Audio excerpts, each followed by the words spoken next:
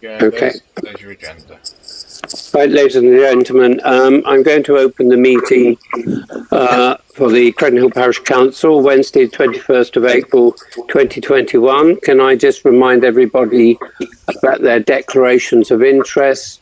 If you have any declarations, please declare them and sign the book when it's possible. Right, we move on. Apologies for absence.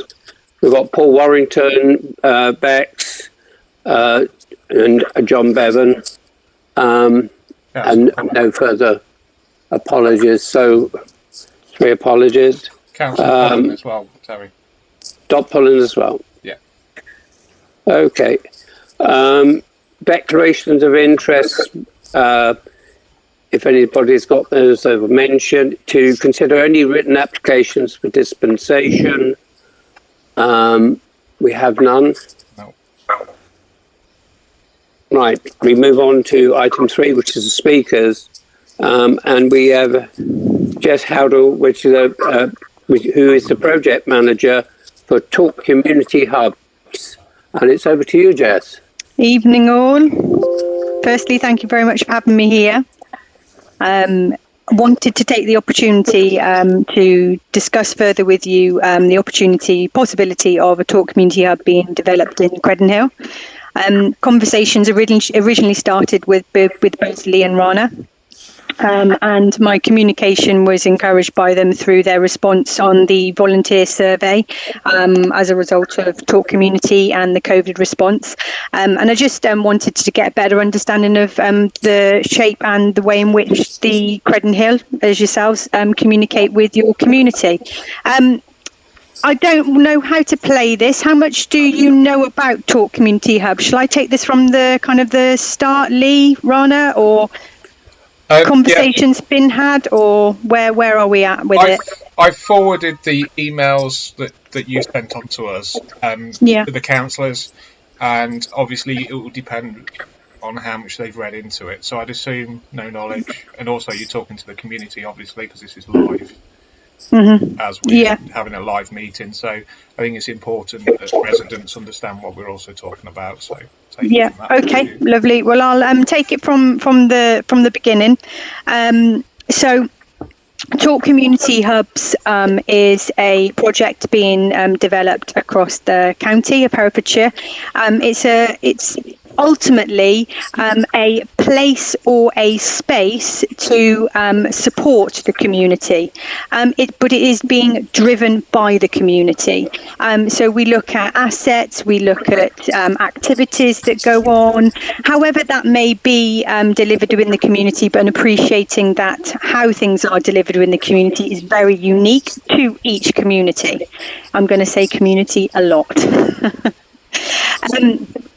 But the ways in which Talk Community Hubs are delivered across the county really are owned by the community. You'll have virtual hubs, you'll have places and spaces, so you'll have a community hall, you may have a charity, you may have a small community group, a working group to the Parish Council. It really does depend on what is best suited to the community. So where we started with Credden Hill was looking at the assets that reside within Credden Hill at the moment, and it was very apparent that the newsletter you circulate, your Facebook groups, and then you obviously have your community centre at the top. So my question to you would be, how do you currently engage with your community? What do you do? And that was a vision exercise that myself and Lee and Rana kind of put out, to which we found more information around the strength that lies within how you currently connect with your community. So what I wanted to use this opportunity just to give a bit of food for thought for you to kind of come to me, ask me questions about what are your initial thinking? Because I know you had this meeting a month ago where the first few conversations would be had on with Rana's conversations with you, and it would just be, do you have any initial questions for me? What are your initial thoughts around the conversations that you had, that the email that was circulated, and possibly an opportunity for food for thought of how it could be shaped and designed within Credden Hill? Any initial questions or thoughts? I personally have got none. I was just waiting to see what he was going to say tonight, and then we would further the discussion at the possibly the next meeting, and see where we go from there. Has anybody else got any questions, please? Martin? Didn't we raise the question of ongoing funding if a space had to be hired? Wasn't that an issue for us? That was the main concern. Right. Could Jess say something about funding or grants or? Yeah. So again, it goes back to, it really does depend on how you want to engage with your community. Talk Community Hubs doesn't necessarily have to be a place or a space or a physical asset. So the strengths that reside within Credden Hill noted was the Parish Council, was the magazine, the Facebook page, the COVID response and additional lines that Lee and Rana operate. It can be whatever it needs to be. It doesn't have to be a physical space. Ultimately, what we are promoting here is the Wish page, which is now the Talk Community Directory, which has a wealth of information, signposting, services and groups across the county of Herefordshire. So ultimately what it's trying to achieve is, if you, for example, somebody within the community had a query about, I don't know, let's say for argument's sake, wanting to know bus travel timetables. So there would be a place or a space, or they would know where they can go to get additional information around that if they can't access it themselves.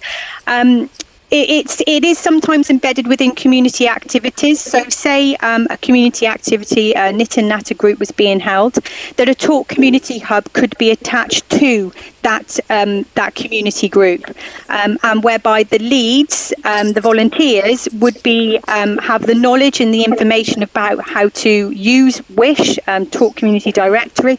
And if we all know that when people are connected with one another, conversations flourish.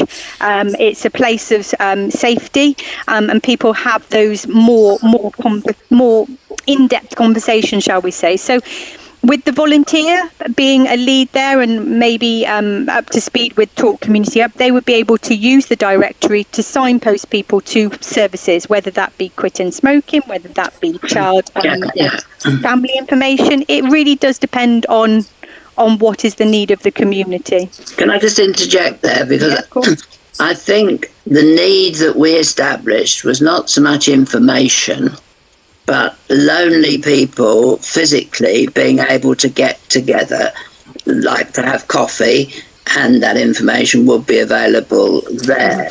So that would require a space that we could hire, and that could be staffed by volunteers or councillors who would there sort of be there to help.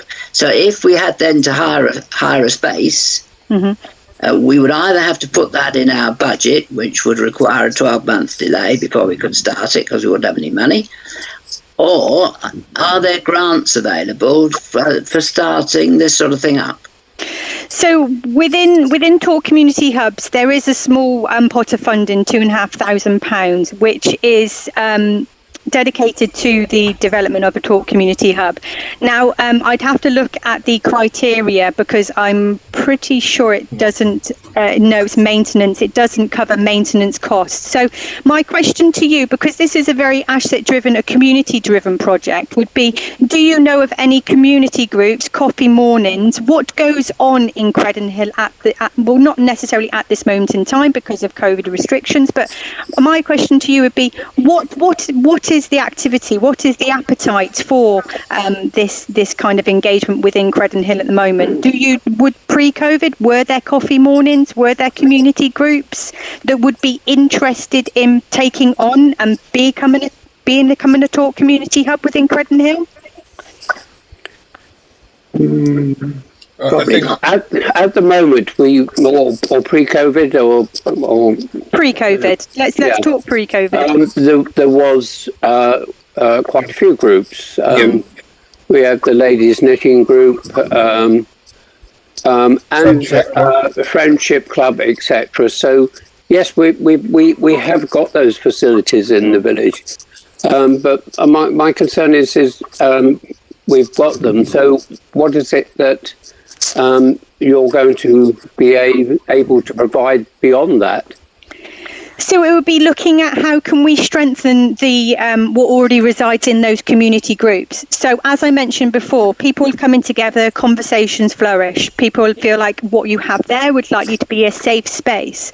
So they would be the volunteer, the leads. However, this would be more of a question and more of a vision exercise as to how we would deliver the hub. But ultimately, it would be that the community groups would be equipped and confident in have been able to signpost people or provide them with additional information around services and groups through the Talk Community Directory. So, for example, a hub would say a hub was a community coffee morning happening once every fortnight on a Friday morning, and they then decided to become a Talk Community Hub. Typical things that they would apply for then in their seed funding would be if the village hall doesn't have Wi-Fi, they could apply for a Wi-Fi or a broadband network to get internet there.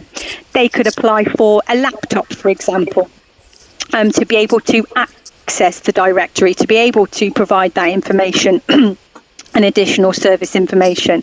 They could purchase a printer. We've got some hubs that are wanting to set up a child's corner, a kids corner, so children's activities.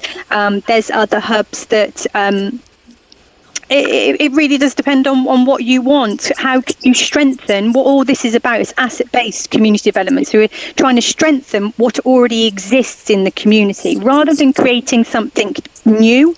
It's looking at what is already there, and that's what I was really interested in the virtual offer as well, with the strength that you have in your parish magazine, your Facebook page, and in getting the message out there and saying there's this directory here if you want to be able to give yourself more information on what's going on county-wide. Because what we also have to remember here is, whilst I'm a project manager of a hub, this is a big community development project of North as well. So there's lots of different hubs. We'll have 32 hubs hopefully by the end of June across the whole of the Herefordshire County. So this is on a big county level as well.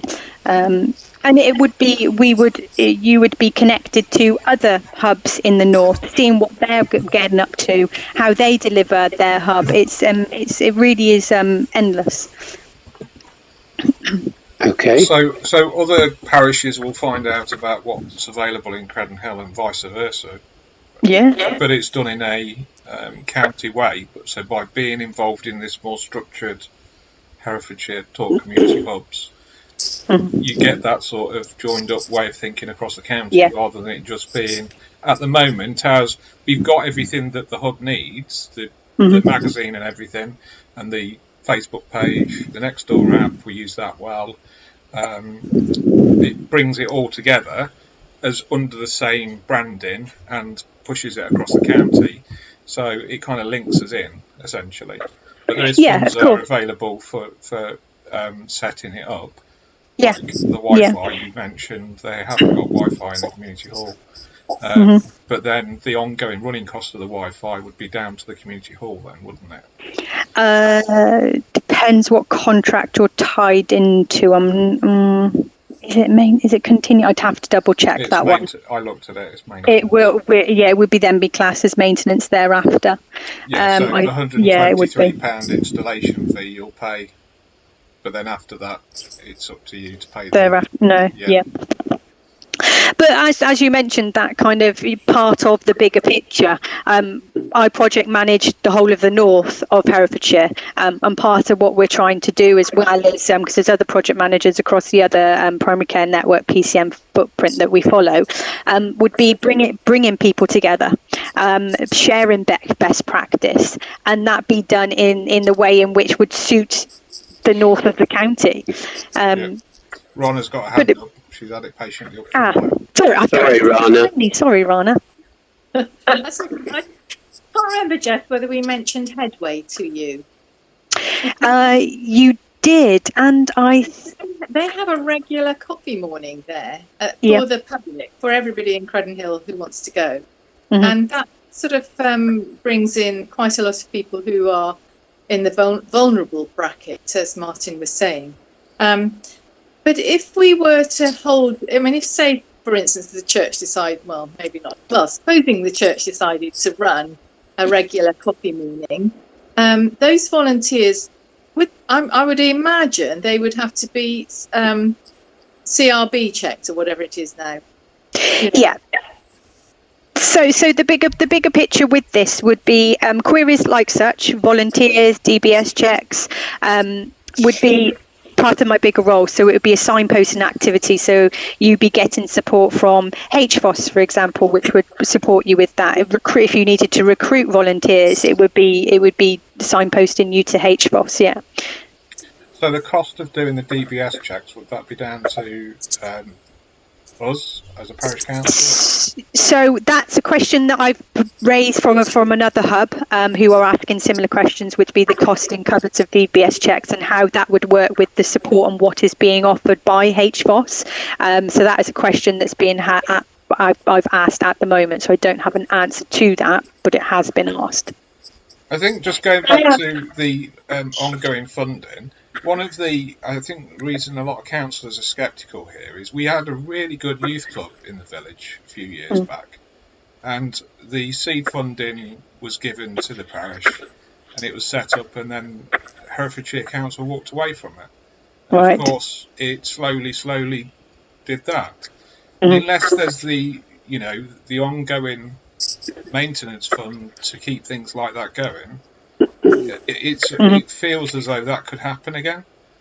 You do raise a valid point. I think the way in which Talk Community in its own directorate now, and us as project managers, it is very much of a community development role, and engaging well with the community, and going back to that asset-based approach. It's driven by what already exists, the wealth that already exists in the community, and being part of that to help create sustainability. It's not a nurtured approach, setting something up, driven maybe by a deficit or what have you, by a need, and then slipping away. It's a continual engagement. So I am your project manager. This is a continued conversation, and I appreciate a lot of my role is building that trust and that relationships for longevity. Jeff, I'm not. From your experience, can you give us an example of where this has really been a success and what benefits have come from other hubs which you've been arranging and organising, etc., etc.? Credden Hill, from my knowledge, you've got a pretty well organised setup, and with a good parish magazine, any contacts people want to know can be put in there on a monthly basis. So it worries me to see where you're coming from to show us that you have some real benefits that will benefit the local community. Have you all? You make a very valid question, Bob. Given examples, your point raised with regards to the parish magazine and information that's made available and people knowing where to signpost. Your additional strength to be added to that would be having access and confidence in navigating yourselves around the Talk Community Directory and the wealth of information that resides in there that is county-wide. So part of the training of becoming a Talk Community Hub, and I don't like using the word training because it's more of a tour, a demo, would be again, getting a better understanding of how to use that directory and what is on there and navigating yourself around there. So what some hubs have done and are looking at is this directory, Talk Community. Was previously Wish. It's only just gone through the changes, so you might be more familiar with it as be describing it as Wish. It would be what they've done is they've got their leads, so their volunteer leads for Talk Community have done the training, but what they're wanting to do is run a huge workshop for the whole of the parish to be able to get all the community members, if they are interested, to go on a tour of the Talk Community Directory, so you'd benefit people that way. Hubs use notice boards and display awareness days, awareness initiatives, campaigns, whatever that may be. So they also go out in the Facebook pages, so they target the audience in many different ways, and that is described as a virtual hub. The hubs have been slowly been setting up since January, well, this year it started, 2020. So COVID has proven its difficulty, but what people are seeing now off the back of COVID and the sheer resilience that's been demonstrated by the community, that becoming a Talk Community Hub is an opportunity to strengthen that even more. And that, as us as the Talk Community Directory and me as your project manager want to do. Real hubs that have done well. It's difficult to say because we're in COVID at the moment, but hubs are setting back up. What a lot of hubs are currently doing at the moment to really come in full force is putting out questionnaires. Volunteers that have expressed interest through COVID, do they want to continue? What is the appetite for this in the community? What do they want to see? So a lot of them are doing community resilience plans, questionnaires are going out in terms of setting up, because we can appreciate that pre-COVID to what coming out of COVID or whatever state that it is, may have changed. Okay. I'd like to say, it's a very good idea, except for most of those ideas are what we're already doing. And I know, you said it, it can go on beyond that. But what are you expecting us as a parish council to do? Okay, there might be some residual funding needing later on.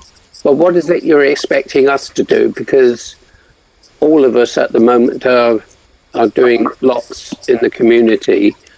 You as the project manager or the what is it you're going to be doing? Are you coming into the community? Are you going to come and visit these groups that we already have? Are you going to speak to them to try and get their help to set that up? Because I don't know how many parish councillors here would be willing to do more work, and it is going to be more work. I, for one, certainly wouldn't have time for it. But really, that's the question. What is it you want the parish council to do? We support your idea, yeah. I'm sure all the parish councils will support any help that we can get. One other thing is like, we've got this directory, and I've just been looking at it whilst you've been speaking, which I knew was there because of Wish. A lot of the people that would need this help are in their homes. They are unable to visit these groups, such as the knitting club, etc. They don't have computers. A lot of them don't even have a mobile phone. And certainly they're the ones that are going to be needing the help. So once COVID has sort of given us a position where we can go out and support people, how are we going to get to those people, give them the support? I think that's more important than joining into groups. I think, shall I continue, Terry? Sorry. It's all right, don't worry. It's Kevin. Can you tell him I'm busy? Sorry, they're the ones that are going to need this. Sorry about that. No, don't worry. So they're the ones that we're going to need to get to. How are we going to get to them? Because yeah, it's a valid question in terms of who drives this, who shapes this, who moves this forward. Now, again, as I mentioned, it's driven by the community for the community. So I'm not here to tell you do X, Y, and Z, and you'll get this outcome. This is a relationship. This is a continued relationship. This is visions. This is ideas. This is what could work in Credden Hill. What have you not tried before? It's a continued conversation. It's what I always try to say is that this process is organic. What you may say is, right, okay, we're going to set this Talk Community Hub in this community group. We're going to deliver our Talk Community Hub virtually. That isn't your end point. That is your starting point. And then thereafter, it flourishes. It can get bigger and bigger, and it's a continued relationship. What I always like to say is, yes, you have the Talk Community Directory, which is based via the internet. You also have communication between each other in the village. You also have your notice board, your parish magazine. You've got a lot of assets within the village as well. As Rana mentioned, Headway. You've also got the GP surgery. You've got obviously the shop as well. There's numerous things going on, and it's looking at where does the footfall happen? Do different people go here to another area? It really can. You can't describe it and say it's going to be one thing and do this. It's an exercise and a relationship to be built between ourselves as well, and you're kind of networking across the county to share best practice. Because I can appreciate the moment we're talking in isolation to Credden Hill, but there's a wealth of knowledge out there to make use of. Okay, thank you. Any comments from councillors, please? No comments. Okay, well, could I just ask the speaker, has she had any examples of any of the communities she's been visiting in North Hereford where they've basically said it's not for us, we're doing all we think that is necessary to keep a communication, etc., and see no benefit in it? I haven't had any conversation at the moment where people have said, village or whatever it may be, have said, no, this isn't for us. I think one thing is all the I say hubs because that's what hopefully I'd like them to be. But what I've always found is conversations have continued. Things haven't just stopped. So whilst you may say not for us, it's not going to work for us at the moment, that the conversation doesn't stop there. It can continue. I don't close the door and say, right, that's it, I'm not going to speak to Credden Hill again. It's a continued conversation. Any ideas, any thoughts, something new pops up that you thought, oh, we could really deliver a Talk Community Hub here. Then in 6-12 months time you may come back and say we're ready to go, we think it could now work. Conversations have continued, doors haven't closed. And that's one thing to say, that I'm here. I'm a person, and conversations definitely flourish. Any ideas, any thoughts? Okay. Yeah, definitely. Jess, it's not to be critical. It's just to find out what sort of response you're getting. Yeah. Mm-hmm.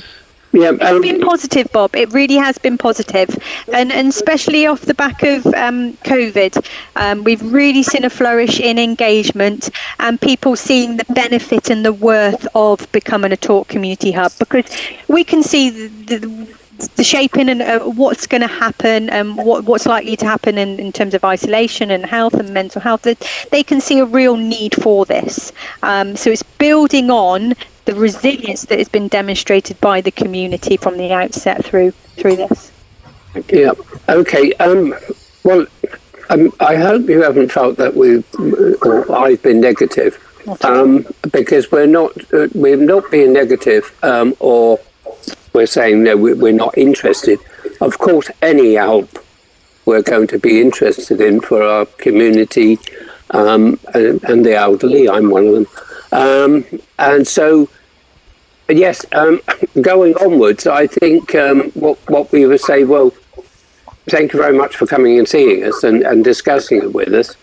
We will discuss it in the future. And what I'm asking is if you can come back with us, that anything that you feel will help us to move on the hub, which is a in word, isn't it, these days? Move on the hub and join people together. And certainly we will talk to the groups. Well, I will, if I get the chance to talk to them, and I'm sure the other councillors will. We will talk to the groups and see if they're interested in supporting it and moving it on. But at the moment, yeah, thank you very much for coming and speaking to us. Of course, and vice versa. If you have any ideas, any thoughts, anything that comes to mind, don't hesitate to get in contact with myself, because as I said, I work in the north, and that's my area, and yeah, not a problem at all, guys. Thank you for your time. So whereabouts in the north are you mainly based? Is it Leominster or? The whole of, so it can go from Burgh Hill, just as north as Burgh Hill, South Credden Hill, and then all the way out to Lentwoodine. So it really does cover a big geographical area. Okay. Is there just one more question? Is there any parish that we can speak to that have got this up and running? Yes, of course. If you could possibly let us know, so that we can have a chat with them and see how they're progressing. Yeah, what I'll do is I'll drop you an email, Lee, and we can try and facilitate a conversation between another parish council. Wellington's probably the best case, isn't it? Yeah, very, and you've got very similar, and another similar one is hopefully being created as well, just north of as well, but another virtual one which is driven by a parish council as well. So I can most certainly link you all up. Yeah, that would be good. Yeah. Well, thank you very much, Jess. No worries at all. Any other questions, councillors, for Jess? Yeah, thank you very much. Lovely. Right. Thanks, Jess. Thank you. No worries. Thank you, guys. We'll move on to our ward councillor, Mr. Bob Matthews. And what have you got for us, please, Bob? Yeah, there's a few points, Chairman. The first thing, as if we haven't got enough on in Credden Hill and the ward generally, I've been having to cover the Eaton Farm ward as well for the past 5 months. And I think we've got two of the busiest wards in the county in Eaton Farm and Credden Hill. So it's been a heavy workload for me, and I haven't been necessarily giving quite the time to the Credden Hill and Stretton areas that I would like. But what happened, my colleague, who was an independent as well at Newton Farm, passed away, and it was my duty to keep it covered. But that's only for another few weeks until the 6th of May. And then that'll go over to whoever's elected. So that will be a little bit of a relief there, because it's been a pretty, I've been talking to Terry about it, it's been a pretty heavy workload, but still we've got around it. Secondly, folks, I had a one-to-one hours chat with the new Chief Executive, Paul Walker. Starts in Hereford on the 4th of May. I made it abundantly clear about my concerns about how the council's been running and where we could see improvements and better response to my parishioners' emails and telephone calls and queries, and basically a little bit more supervision in the council generally to help to instead of every time you phone the what you'll get in the standard reply, not available, not available, not available. And so he's going to give that one of his priorities. The other thing is, Lee, you've probably looked into it. the flooding, Lee, we had a seminar the other day, and I've got a copy here, and I've spoken to Terry. I think that in the next few weeks, and this whole situation eases, I think we better sit down. It's on about the pit review in 2007. Are you aware of it, Lee? No. No. Anyway, in there it shows who's responsible for what. And the council's responsible for surface water, groundwater, and ordinary water courses. So it's either them or the Network Rail who are responsible for their tracks and roads like bridges, etc. And in my humble opinion, it's one or the other of those who's responsible for those culverts. And I spoke to the chairman earlier on today, and I think that initially, Lee, if in a few weeks' time, when we can, that if you, myself, Terry, and get Marie Lane and put this legislation to her, I think we might be able to get some movement on it, because it clearly states there what the law says, and they've never told us that before until I picked it up in a seminar the other day. So I think, as we've argued before, it's totally wrong to expect the Parish Council to keep up the horrendous running costs of maintaining those culverts, you know, because it doesn't give you a chance to provide any of your other services. The other thing, Lee, it only came through today. I can understand how frustrated you get. I think I sent 7, 8 emails, 10 or 12 telephone calls to get some detail on the 106 on the development that adjoining the school, the 100 houses. Didn't get a lot. She said she can't give us a total breakdown on what we'll get in numbers, but she gave me a rough layout. And it's got education. I'll give you what the larger houses, the 4 bedrooms. Education, 4-bedroom houses, 5,844 per house to St Mary's Primary School and Webley Secondary School. So they can get a fair old whack there. Transport, again going to the 4-bedroom, 3,440. And it's got installation of a gateway feature, lining of carriageway and speed indicator devices, provision of drop curbs on footpaths through the village. I spoke to Terry, we didn't seem to know much about that.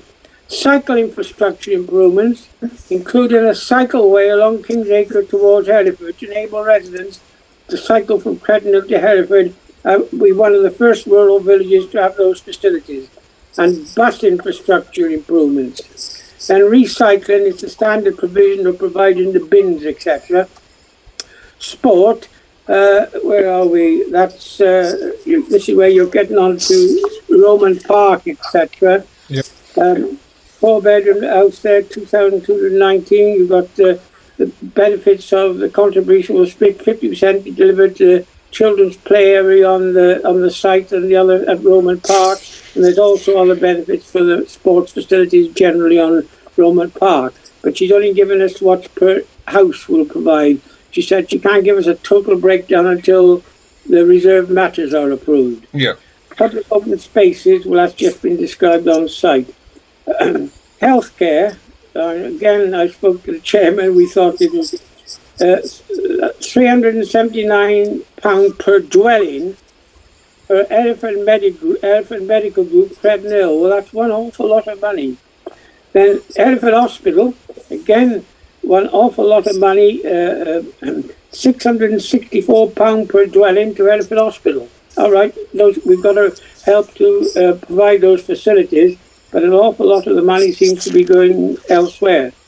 Then affordable housing, 35% on-site, 46% intermediate rent of shared ownership, 54% social rented and local connection to Credenhill in the first instance, blah, blah, blah. That's just giving you a rough idea of where she's, this Yvonne Coleman, where she anticipates the money will be going.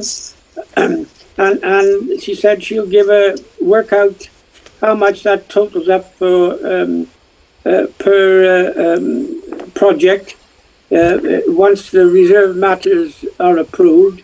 and then she'll give us a total and true breakdown. But I managed to get that, but it was a struggle. I tried to forward it to you, Lee, but for some unknown reason, whether it's the form in which she sent it to me, because they get some fair ideas sometimes, they try to retain it within the council. I failed to do so, so I'll have a go tomorrow. If not, I'll run a copy off for you. Okay. But, that's as much as what we've achieved, folks, but you can generally see what's been behind it. And yes, there's going to be quite a bit of benefit for the village. And I raised with them, obviously a lot of school children from Cretan Hill go to Webley, and we've been arguing for long enough. That's fine, and we don't mind. It isn't me. It's you. It's your village supporting Webley Secondary School, but yet they expect the pupils to pay to go there. So they want it a bit both ways, like, you know. So that's something I've quietly been making inquiries about. They're not budging at the moment, but so just don't minute that bit, Lee, because as I said, like, we'll start. Some of the parents away again. It's just that it's something we'll look at quietly. That's it, Chairman. Any questions? I'll do my best to answer them. Thank you very much. Ladies and gentlemen, any questions, councillors? I can't see any hands. Yeah. Yes, Martin? One silly little thing we seem to have forgotten, but it is the council. When are we going to get our sign back for Hillside View?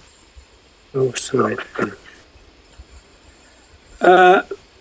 When you say get it back, where's it gone, Martin? Well, they took it. It got demolished, and we got a temporary yellow sign up there. It's been there for months. Right. Who's looking at this, Lee? I'll chase that. I'll chase that up, Martin. How long ago was it picked up, taken away? It was Giga Clear or Complete Utilities, one of the two. Yeah. Okay. They've got the sign. Right. Okay. I'll see what I can find out and let you know. Okay. Anybody else, please? Okay, thank you. We'll let you off now, though, Rob, because I've got nothing to further to that. I'm a bit disappointed in some of those payments, but when you work it all out, there'll be quite a bit of money coming in, because there's an awful lot per house, you know. And but having said that, there's quite a bit going elsewhere as well. But that's how it works, because when I got the path, you know, Terry, from up to the camp, etc., I drew a lot of money in from some of the city areas. Yeah. So yeah. You know, we have to work when some areas have a lot of development, and we have to help to push it around to keep the wheels turning. Yeah, the only thing that disappoints me with that and this cycle track, how many cyclists will actually use that track? Because this weekend on our roads around Cretan Hill and likewise, the roads were horrendous with groups of cyclists, etc. Nobody using the tracks. I just sometimes think that why are we spending all this money on cycle tracks when they choose not to use them? Nonetheless, that's all this... No, that's a very valid point, and they ride around in groups of 10 or 12. Yep.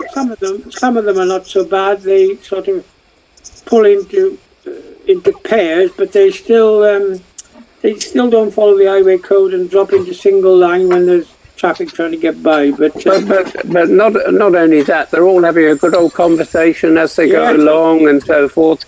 You know, it's pure disrespect for other road users. Yeah. Nonetheless, that's always my bugbear. Okay. Anything else, ladies and gentlemen? No.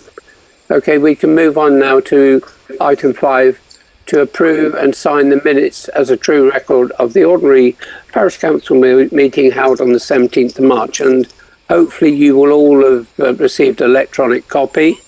I have a copy here, which, if you're all happy, could I have a proposer, please, and a seconder that we sign it as a true record. Proposer, please. Propose that, Terry. Paul Beattie and Jenny. Thank you.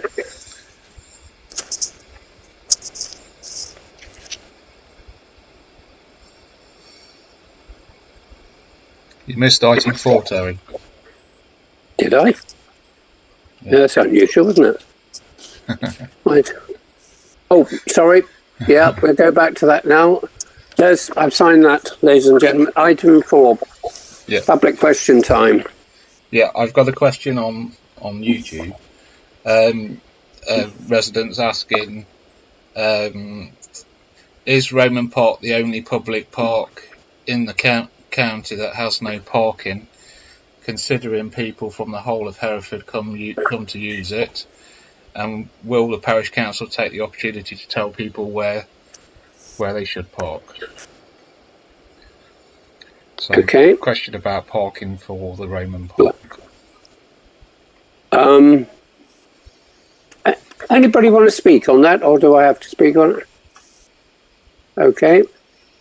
Well, Roman Park is not a public park as such, but it is open to everybody.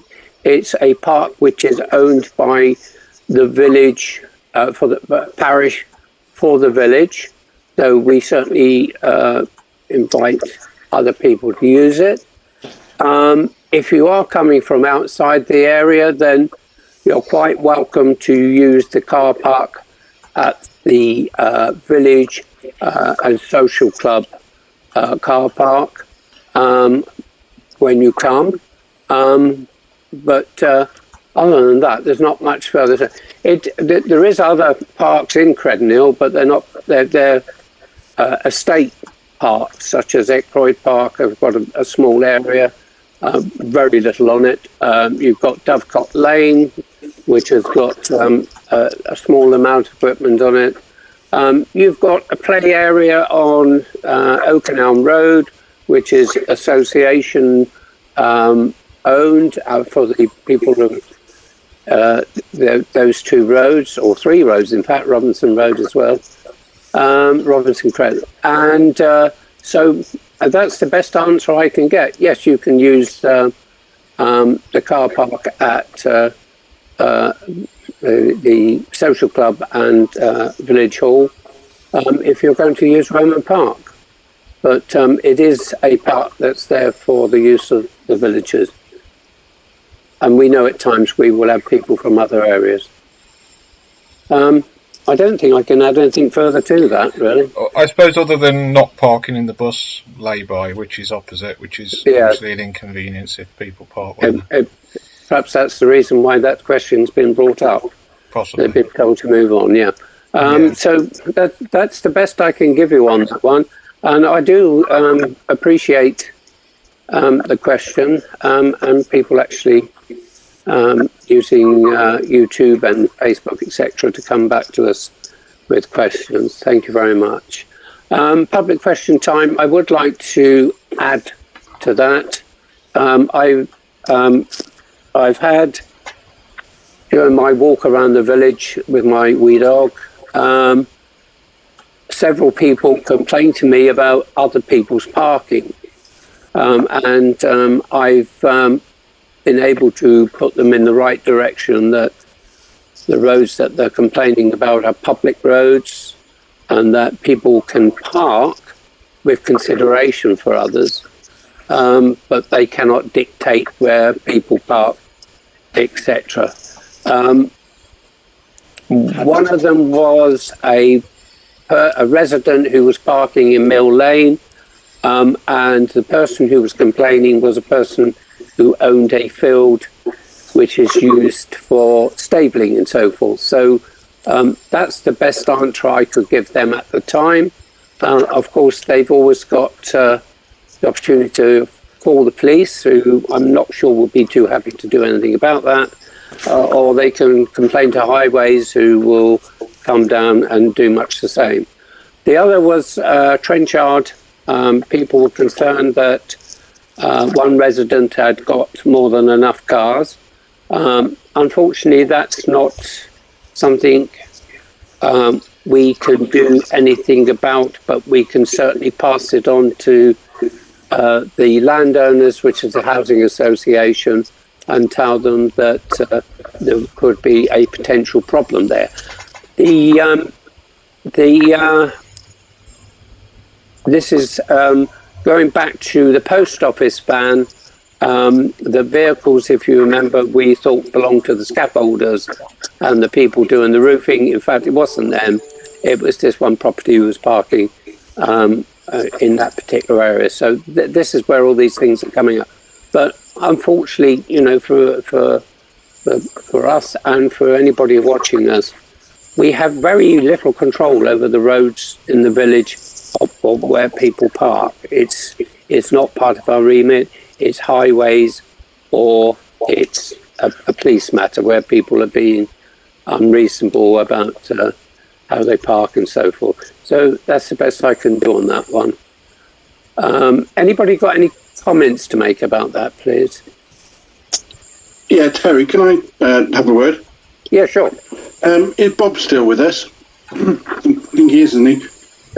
We were supposed to be having Balfour Beatty line up and put some yellow lines on the junction of Devcott Lane and the main village road going down through into the village, and I haven't seen anything, and that problem seems to be reoccurring once again after it seemed to dissipate for quite a while, and now it's becoming a problem. Have we got any further forward with getting those yellow lines down?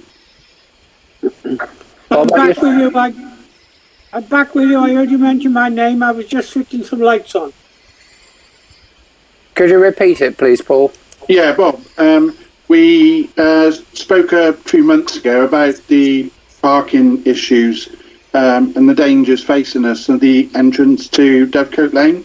And I think it was mentioned then that we were going to go down the route of getting, in fact, I believe we were going to get some yellow lines put down there on the junction to keep the parking at bay, but nothing seems to have happened. It's all gone quiet.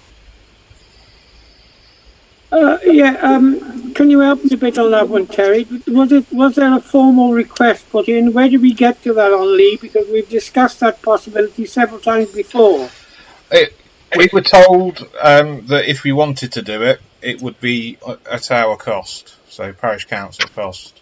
And when we did the Section 106 survey, that came down below a lot of other projects which we haven't done yet. So it's basically on the back burner until the priority projects are done, such as the I think, Paul, you say. And so on.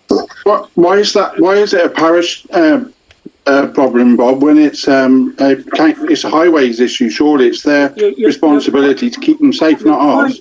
You're quite right, Paul, and it's something that has been causing me and the parish council concern for years. And the police, we get no cooperation off them. We've asked them, and they basically tell us that it's not an offence, and it's not this and not that, and all the rest of it. I think the best thing is what Lee said, that when we get this 106 money in, sadly, Paul, the policy of this particular administration is that if you want any projects like that, like the White Line along the Burg Hill Road, the Parish Council is expected funded. So perhaps we could look at some 106 money and get a TRO order. We might better get it that way, you know.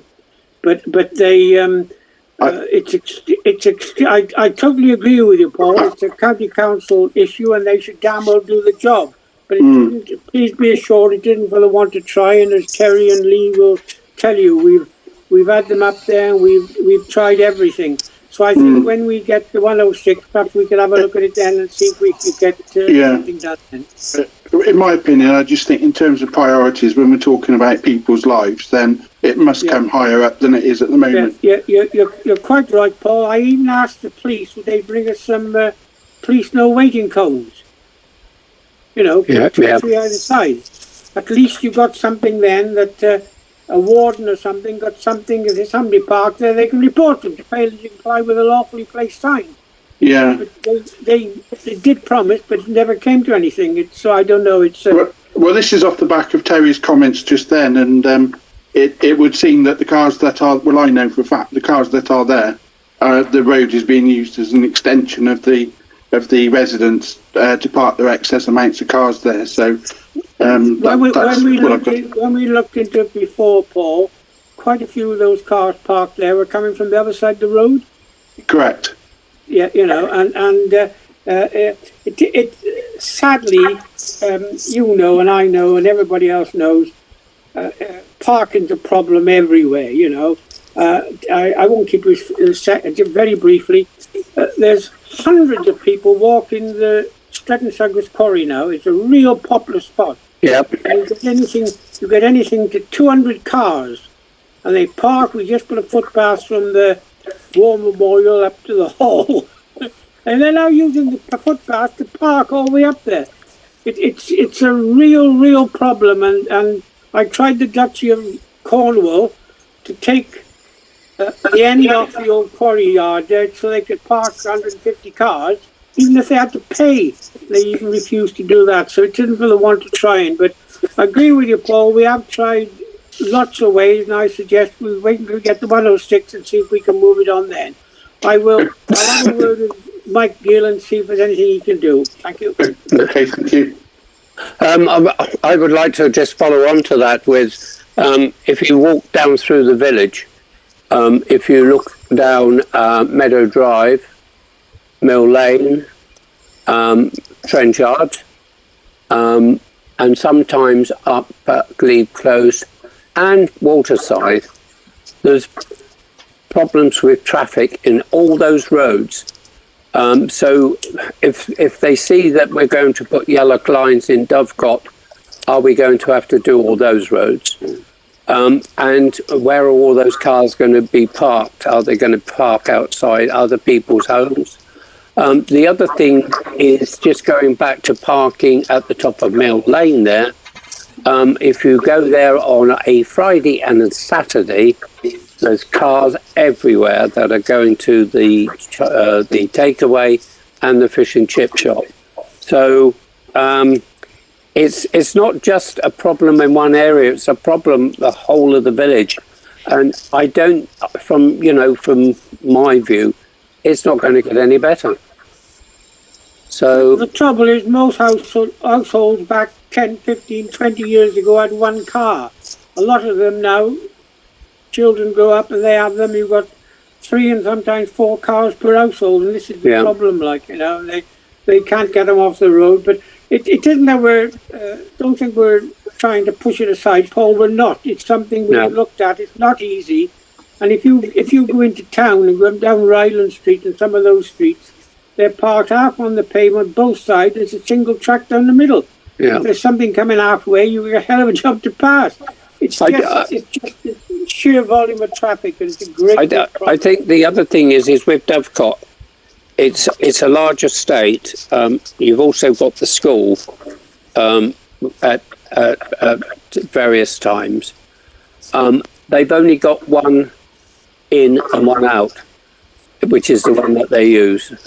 With all the other estates, with the exception of Glebe, which doesn't really sort of have a lot of problem, they do have a bigger area to sort of enter and exit. So, yeah, it goes down back to the builders who I asked at the time. I asked them to spray that area so that it would make it much easier for people to come in and out of, and that was refused because they wanted to put one more house there. So, historically, we could see it coming, but we couldn't do anything about it. Anyway, I think, sorry, Paul, I've gone off on one on your question, but, it's historic. We have a problem with parking and cars in Credden Hill. So I don't know. As Bob said, we'll have to look at the 106 money, but when? Okay, can we move on now, Lee? Yeah, but I've not missed any. I'm on to financial now, aren't I? Yeah. Right, ladies and gentlemen, can I do item 6, financial report? You've received that along with your agenda. Could I do all those items there? I've lost it. He's taken it away from me. hold on. Item 61264 as one motion, please. The financial report, please. Okay.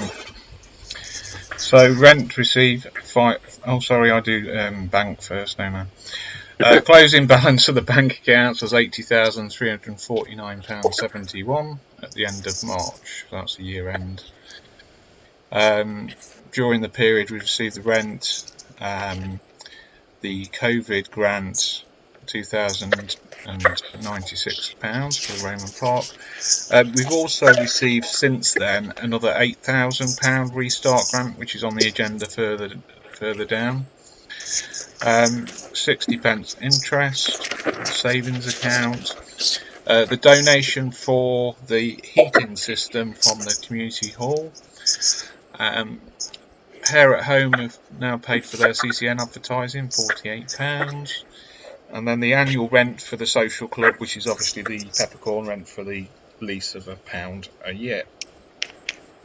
Payments out during the period. So basically, we've got the Nest pension for last month, which was a direct debit. And then the rest of the payments, including the various one above down to the play safety one, 141, they were all approved in the last meeting. 2 direct debits go out for the car park lights and the changing rooms electricity, and then the 6 months worth of water, £14.73 for the changing rooms because it's not been in use. So total payments out for the period £13,128.40.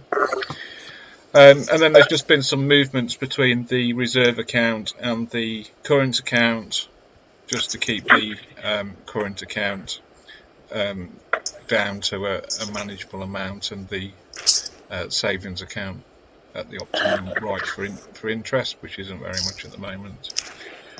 For this period, we've got a few payments to authorise. Craig Powell for the month, £781.97. The litter picking, maintenance and cleaning. Wages for myself and expenses, £80.44 expenses, and wages of £651.08. HMRC and I pay PAYE scheme, £23.88 for the month. And then we've got the CCN printing 254. I've also since received the invoice for the 6 monthly fire safety check at the resource centre, which was £102, which is a budgeted cost, and I'm hoping that you would authorise the addition of that payment to the payments. It's in the pre-authorised list anyway, so there's no major concerns there. Once the payments made have gone out, we'll have £78,558 left in the account. There's a couple of debtors.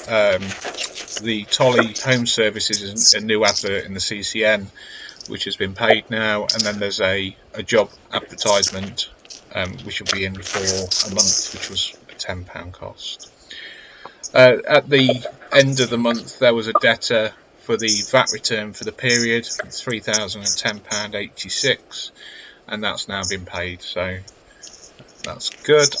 A few little creditors, as per normal, the web hosting £5.99, and then the tradeways for the quarter £115.96. We're holding on the balance sheet the defibrillator fund, the nest for the period, which will go out next month, and resource centre deposit, as well as the youth club funds. So there's no movement in those. So that leaves us, will leave us at the end of mid-April, should I say, at 79,695.65. So the next section, because we're at the end of the financial year, what I've done is readjusted the way the reserves are set out. Now, I haven't made a mistake. There is a deliberate difference between these two figures here and here. That they normally balance, but they don't because of the year-end adjustments. So this figure is actually the financial year-end figure, which you'll see on the balance sheet when we move on to the draft accounts for the period.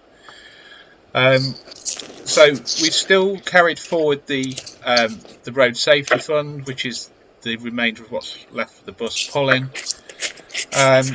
During the year, for the Roman Park, we started with 4,700, and we spent 1,214, and then we received £16,831 of COVID grants. So the fund for the Roman Park carried forward is 20,317.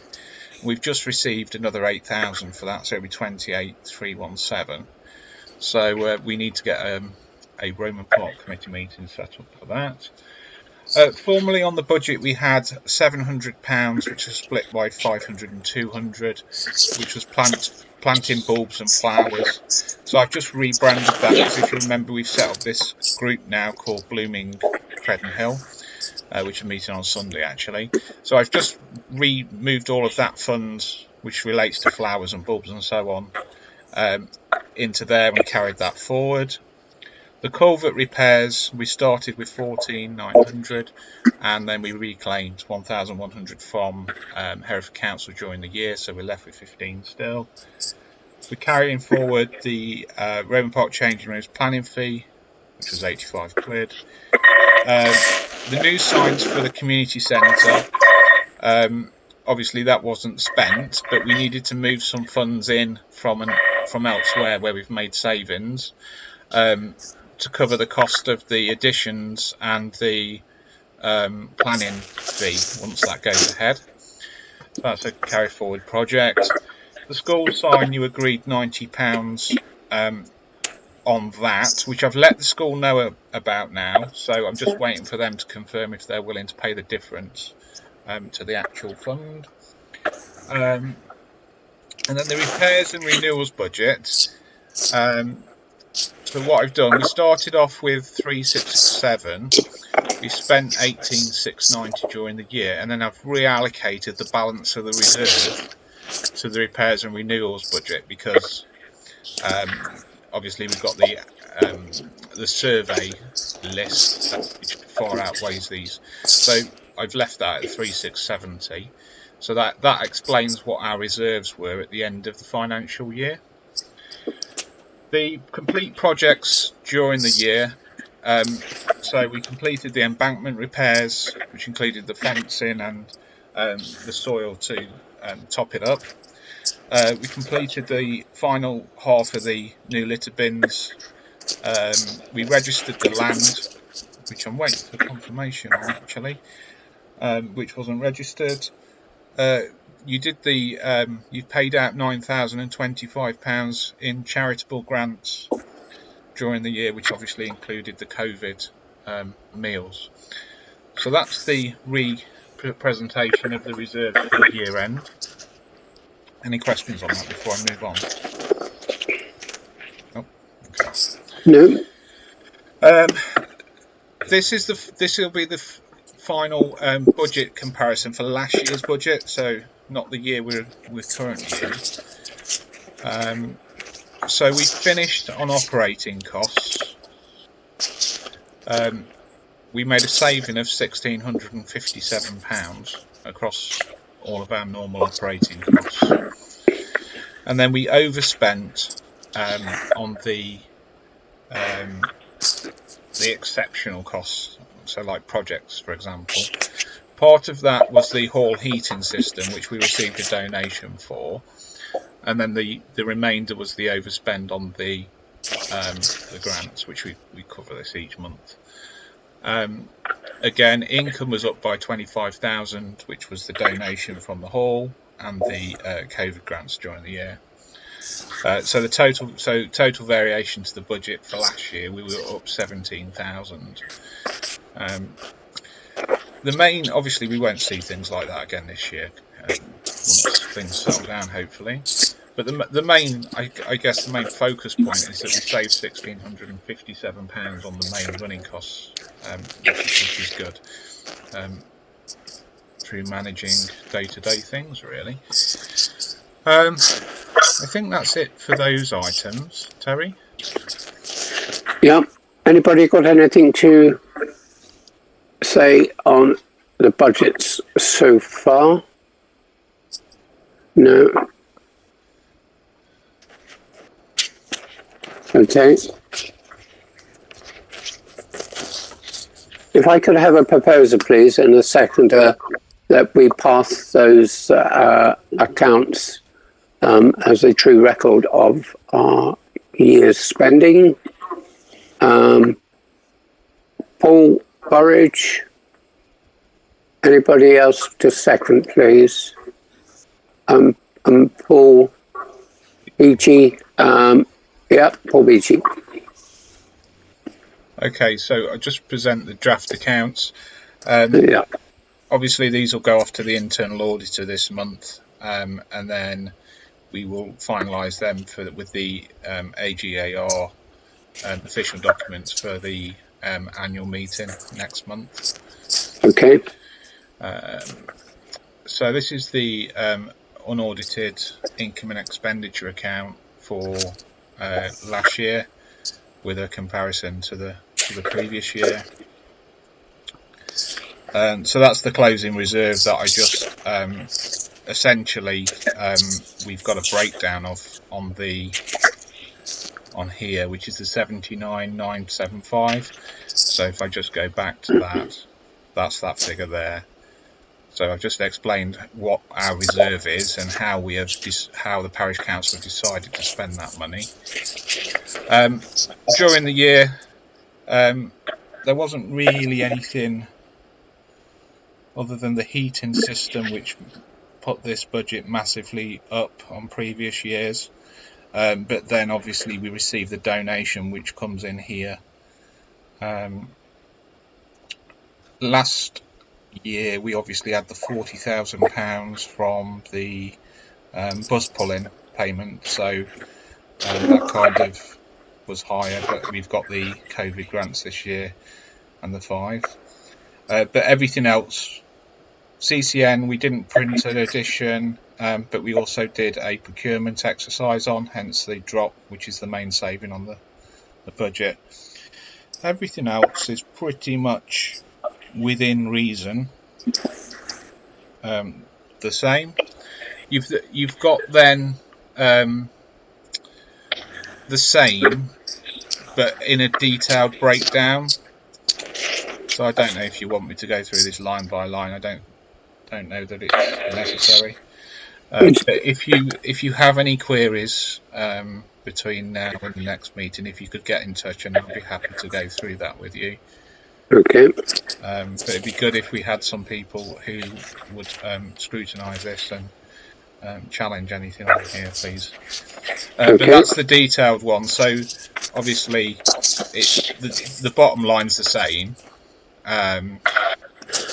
but it's actually broken down into further details. So staffing costs is one figure on the other report, on the summary. But it's in massive detail here, so you can see where it's all gone. Same with all the other costs. And then the balance sheet at the end of the year is pretty much what we've just gone through with the monthly figures.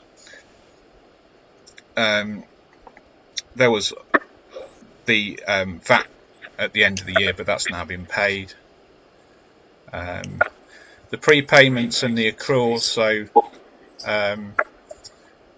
obviously the invoice that Craig gives us in April relates to March, and my wages and expenses that are paid this month all relate to March. So that's basically all that is. There's a few little bits and bobs to do with electricity and so on. The rest of it we normally go through each month anyway, like the defibrillator fund, the rent deposit and so on.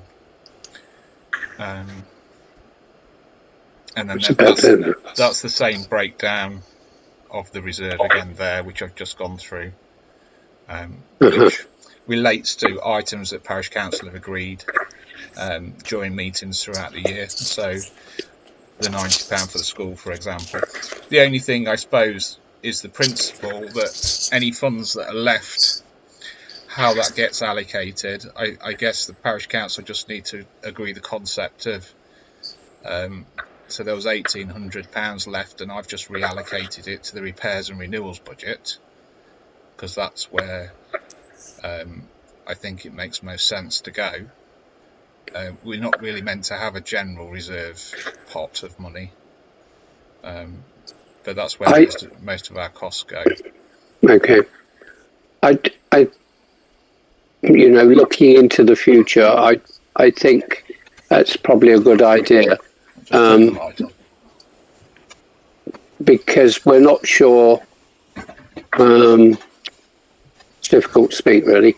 I think it's very good, Lee. Okay, so that's your... And hopefully we can talk further to that at the next meeting. So that's the draft accounts. I know, yeah. I don't know whether we need to sort of approve those. Yeah, can I? Yes, I think we ought to, really. Could I have somebody who will approve that draft accounts, please? I will. Subject to internal audit. Sorry, Dina, I can't see you, so... I will. Thank you, Dina. Anybody second it, please? Martin, lovely. Thank you, Martin. Sorry, I can't see you. Let me... Oh, I've got you. Thank you. I've got a lot of blank... I've got names, but a lot of blank pictures, no pictures. Okay. So you've got that, Lee, have you? Okay, we move on to planning. I think the TPO with regard to the trees that face the houses in Centurion Way, I think that's only for comments and it's determined. So, it's is there any Sorry? We need to submit comments to that one, Terry. Have we not done it? Well, it's not till the 5th of May. Okay. Paul, Beachy, have you got any comments to make about that one, please? Apart from about time, no, not really. There's been a delay, I know that. I think this has been in the pipeline for quite a while, but I'm interested to see what the 25-30% of it covers. If it's the wrong side, then pretty pointless. Let's hope common sense prevails in this one. We'll keep an eye on and see when they do it. Okay, so Lee, with that, I don't think we need to. Our comments must be that we fully support the application. I don't think we can go into much more, can we? I suppose we could say that taking into account the concerns raised by local residents. Yeah, okay.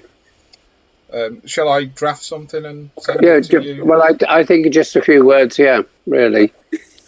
So you and Andrew are planning and Paul, so if I draft something... Okay, I'll do that. Yep, I'll do it. You're going to do that, okay. I'll do it, yeah. Okay. I could do that. Right, 100 houses, I think we've heard about that from Bob tonight. He didn't have any further comments to make to that. We're still waiting for the for that to go through.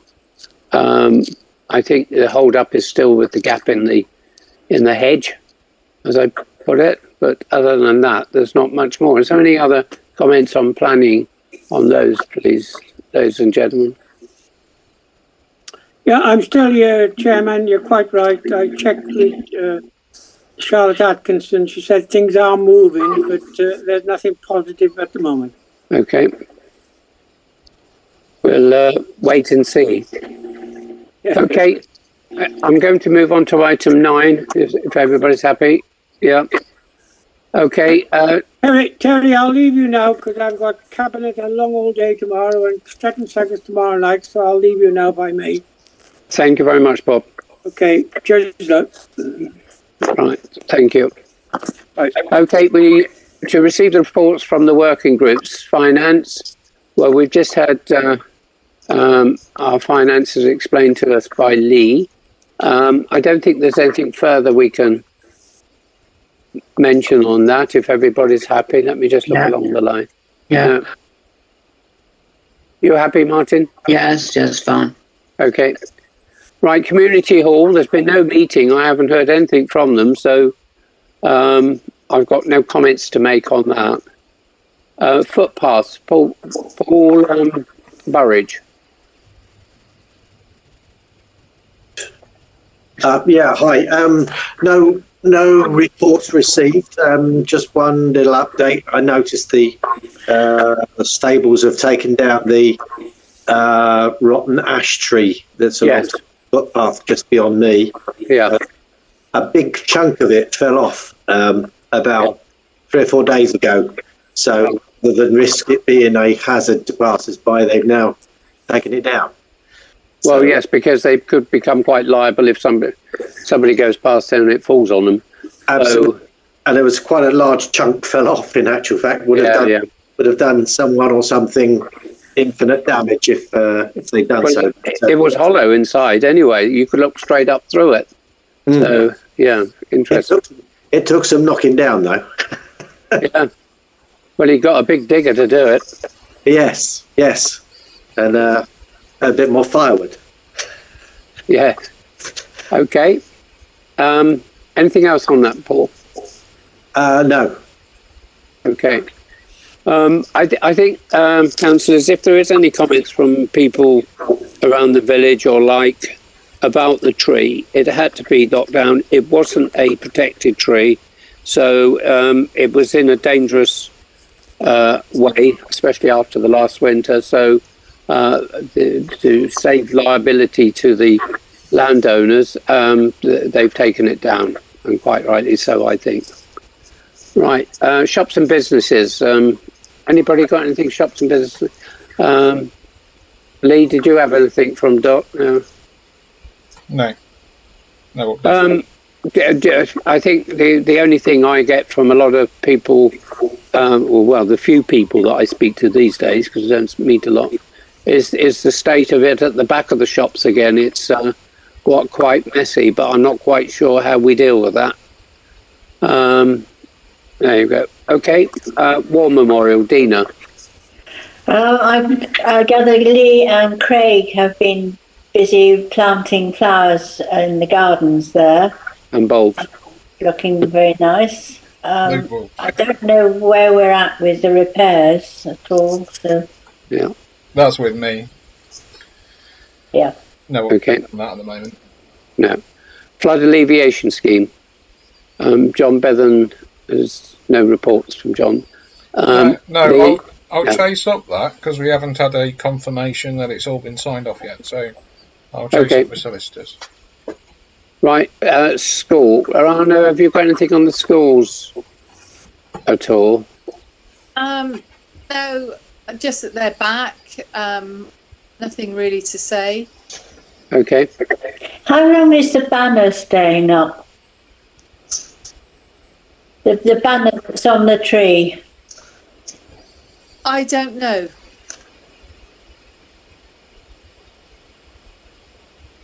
Because I think it's been up there a long time, and I don't think it does anything for the village. Can I just add to that? Are they allowed to just put a banner up, or did they need consent or permission? That's fly posting, isn't it, or whatever you call it? No, they requested temporary permission.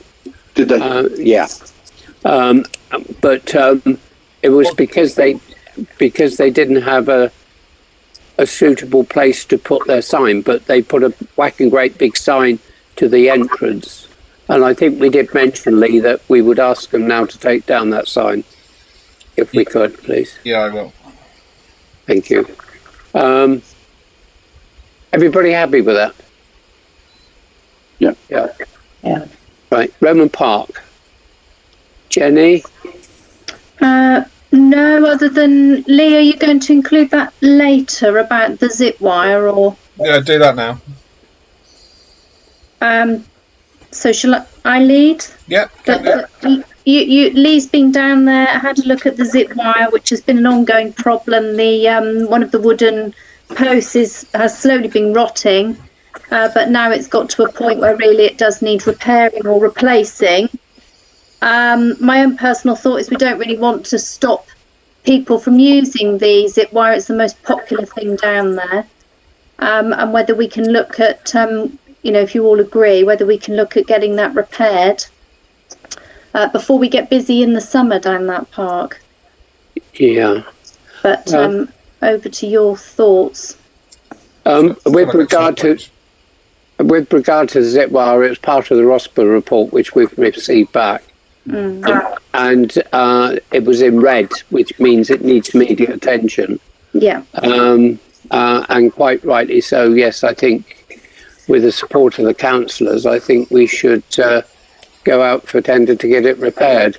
I believe the last time it was repaired, which is not so long ago, some of the posts were repaired, and it was repaired by the people that put it in the first place. And I'm not sure, Lee, do we still have their contacts? Yeah, I can follow up with them, get a quote. But it's going to be some considerable amount, so I think we possibly need 2 others, won't we? Yeah. Yeah. Okay. Anything further, Jenny? No. If everyone's happy.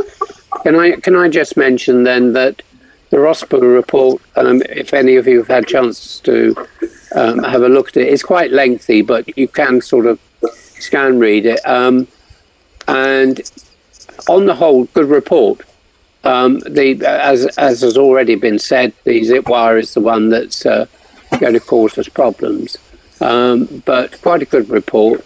From the pictures that they showed, I do think that we need to invest more into the park to get the equipment cleaned up, repainted in some places, tidied up, and make it more fit for purpose. There is a few chunks out here and there, but the other thing that we also need to do is, if you remember, ladies and gentlemen, is the fact that the bark has been replaced over the last couple of years, and we do need to think about putting some more bark in there, because even though it was classed as good, if we leave it to sink too much because of the natural decomposition of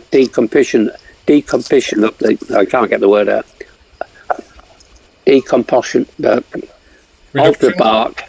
Decomposition. Yeah, of the bark, it will. Sorry, I couldn't get my word out.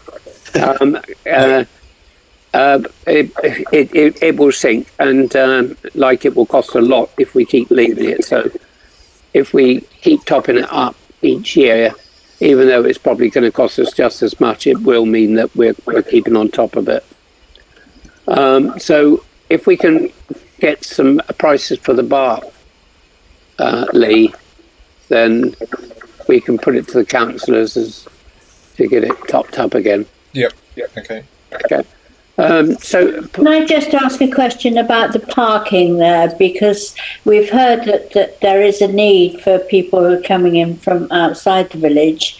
And, on one hand, we hear that they can go and park in various other roads, but on the next session, we hear that the parking is absolutely chock-a-block on the local roads. So I think maybe a sign or some sort of signage directing parking to the community centre would be appropriate. Maybe we'll think about that at the next meeting. The park is it's public, but it's public to the people of Credden Hill.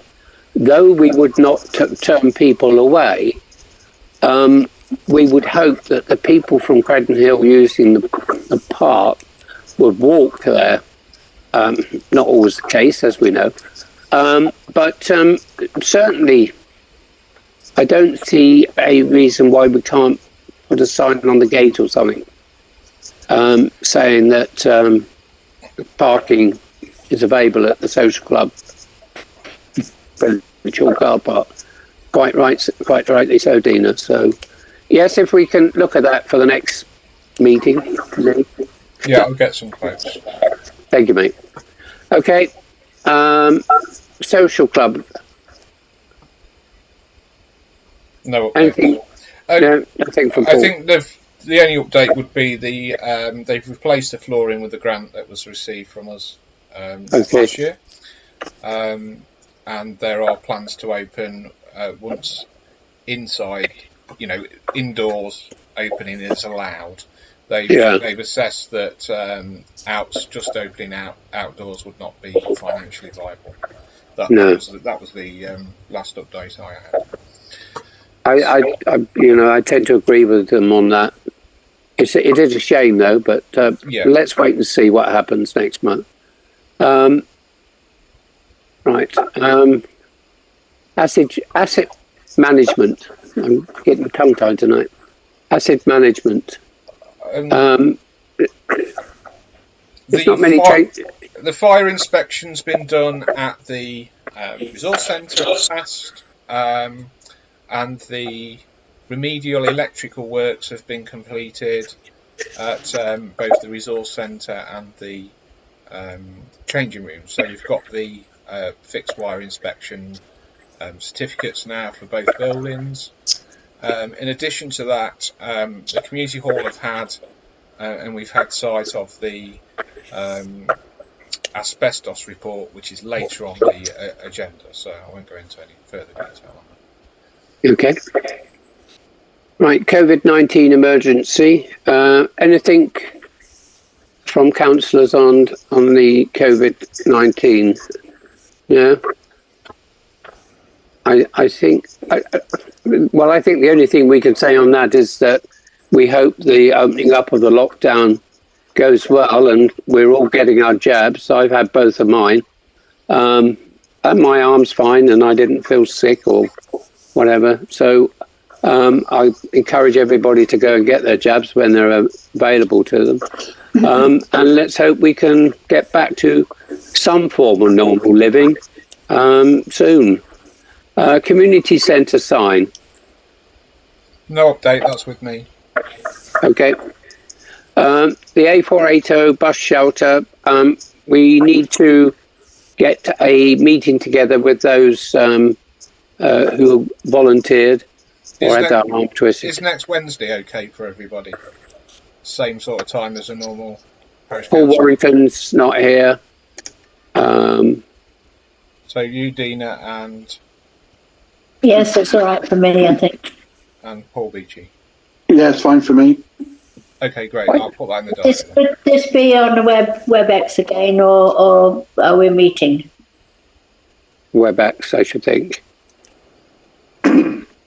Yeah, I think so. I'd say come and sit in my garden, but the point is that it's not really warm enough at the moment, is it? So not at that time of night, no. Righto. I think we'll move on now to matters arising. Review the proposed road safety improvement on the C1103 Credden Hill potential edge-lining scheme to Woodbine Cottage area. I think this has already been mentioned tonight in as much as the council have come back and said, well, yeah, you can have white lines, but you've got to pay for it. This was not part of our budget, and we didn't even consider that it was part of our responsibility, which is disappointing to those people who live there.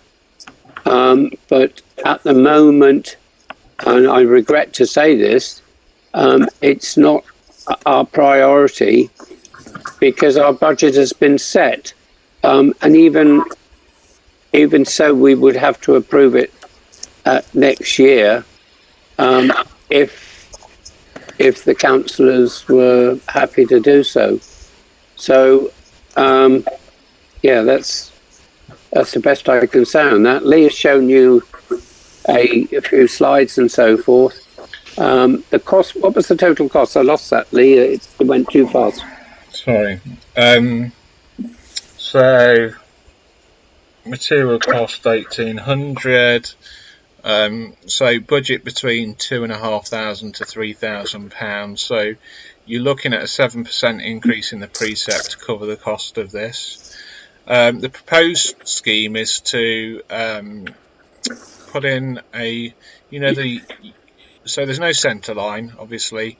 So similar to what's been done on the A480 in the 30 zone between the camp and the entrance to the village, where there's a single white line either side of the road, and then as at the approach here to the properties, there would be a slow sign on the road with the different coloured sort of tarmac, if you like. The residents have raised this concern. It's a 60-mile-an-hour country lane, and the concern is around safety around this area here. Whether they're speeding or not, I suppose, is a different matter. If they're doing 60 miles an hour, that's quite a lot along this section. But they were unwilling to change the speed limit. The highways people are not willing to change the speed limit there because of the type of nature of road. I don't know if anyone's aware of crashmap.co.uk, but essentially you can see all of the accident data for the last, I forget now, but I think it's 20 odd years. And there's only been one incident on that road between Tillington and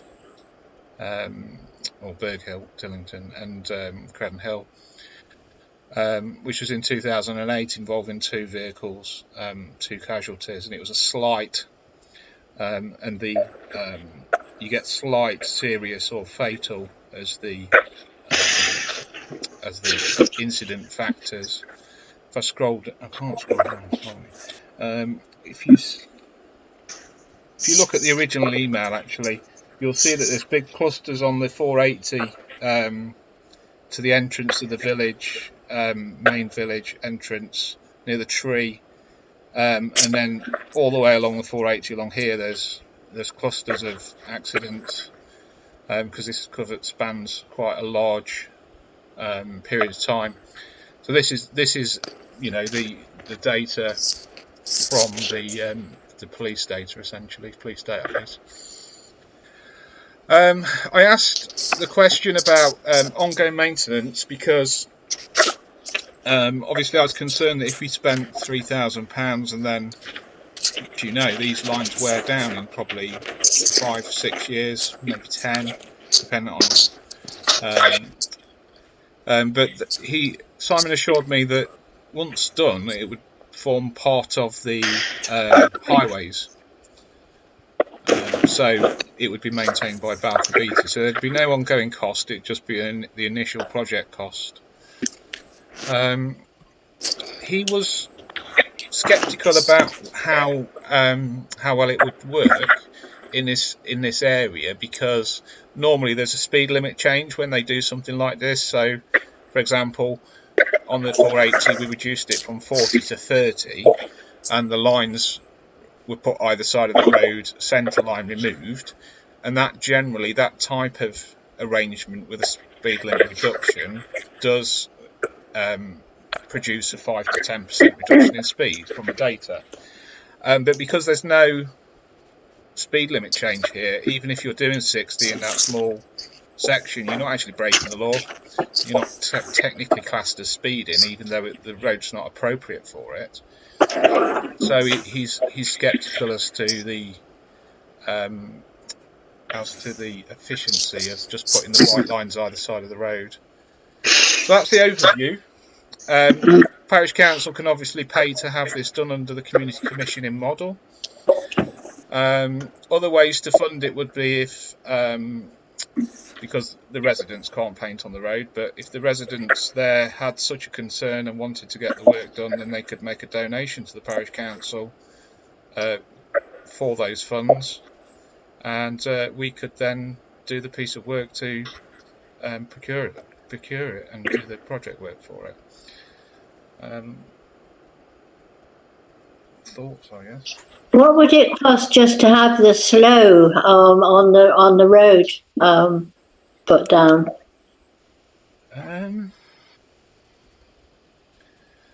Just a penciled word "slow" on either side of the houses. Well, would that be without the coloured patch? So the coloured patch is if it's dark, 350. Yeah. I don't know how much the word slow costs. I guess would be the because the edge you're looking at a kilometre of white line edging. And the other concern I had when looking at this is the slow is only in one direction. There's only one slow sign. I don't know whether the speeding. Well, I mean, why can't you put a slow on both sides? Well, you could, but then you've got. I mean, if I lived there, I think I'd get a bucket of paint and just do it. Terry, may I just add something? Terry? Yes, go ahead, Martin, sorry. Whilst this is all very desirable, and if one lived there, one would want it, the slightly more fundamental question is, if we thought about doing it there, surely there are many other locations exactly. that equally might like to have it. And I think it's our fundamental problem. No. I think the better idea is if they want it, perhaps they should contribute and we'll get it done for them. I mean, I quite that's absolutely an option, and we could support that. And if the council was to propose that, they'd be happy to follow it up and do the work involved. Obviously, I propose that. There is another problem on that road, and it's coming back. You know, now it's good weather again. People are parking in the passing places. That's on the top road. People are putting their foot down to get, to catch up with time, because they're having to slow right up because there's nowhere to, or reverse and mess about because there's nowhere to park or to pass, because somebody's parked in the passing bay. and that's starting happening now. Not even summertime yet. Dina, which road are you talking about? Are you talking about the Tillington Road or the Burke Hill Road? Both of them. Both of them, yeah. Okay. I use both of them quite frequently, and people park there.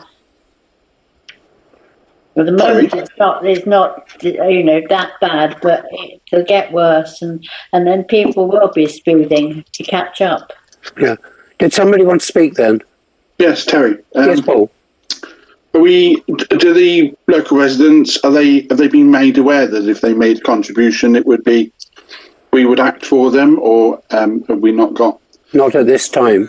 I can't do that unless you instruct me to, essentially, Paul. Well, I think as the parish council, we're there to help people. If we can say sorry, but we're not able to do anything in terms of the law or the council's responsibility, but there is an option, and we can help you, providing you're prepared to make a contribution. Yeah. And at least we're offering we're offering help, but we're not dismissing it. Okay. Would you like to propose that we do that? I would. Okay. Thank you, Paul. A seconder, please. Paul Burridge. Not seconding the motion. Just. Oh, sorry. Yeah. Not. You're saying that we're not looking for a contribution from them. We're looking for them to pay for it. Yes, that's what we're saying. Yeah, well, yeah, but if it's worth to them that, if they make a contribution, they say, oh, well, here's 25 quid towards it, it's not going to happen. What we're saying is we can't afford to do it. It's really the council's job that they're refusing, but what we can do is we can get it done if you want to pay for it. You mean facilitate the actual action rather than pay for it? Well, yeah, but we're asking the people that want this to pay for it. Yeah. We're not looking for a contribution from them. You're donating my time as a parish council. Yeah. Well, yeah, effectively, that's what we're doing, is acting as facilitators, but we don't have the funds. Is the end of the we don't. Long and short of it. Right. Can I just go back to Paul? BT, is that what you're proposing, Paul? Yes, it is. So we propose that we contact the residents and suggest that if they fund the project with the use of our help, i.e. Lee, then that's an option for them. Okay, so we have a proposal and a seconder. Are you seconding it now, Paul? Seconding it now, yeah. Paul's clarified it, yeah. Thank you. Thank you very much. We move on to the precept. If you notice when you got your council tax bill that it said that the parish council would increase the precept by 3.1%. In fact, as you know, we didn't increase it at all. And the actual amount that we will get from the precept is exactly the same as we had last year, which is a gross amount of 44,000. The 3.1%, Lee, will you explain that, or I can have a go, but right. Okay. In a nutshell. Yes, please. I'll try. At 9:20. It's getting late. Come on, get on. Yes, come on. Yeah, essentially what they are saying is the number of houses it gets divided by, the Band D equivalent is less now, and the reason it's less is because there's people who are unemployed or whatever, or qualify for council tax reductions and so on. There are more of those in the village now than there was last year. So the people that are paying council tax in full are basically subsidising the other people that aren't paying council tax, is the answer. Now, what I've asked for, because that's very well, but if we don't know that when we set our precept, and just going back, so the reason it's showing up now is the first time ever, apart from in 2014 or something, I can't remember now, that it's ever gone down. And as soon as we have a load of houses built in Herefordshire again, it will go up again. So I've asked them, I said, well, that's all very well, but really as a parish council, we need to know roughly what the figure's going to be when we're setting our precept. Otherwise, we could set a figure, and then if half of the parish is now unemployed and not paying council tax, then we've doubled the precept. You know, it's an unknown. So I'm currently battling with Hereford Council to try and get them to commit to some kind of,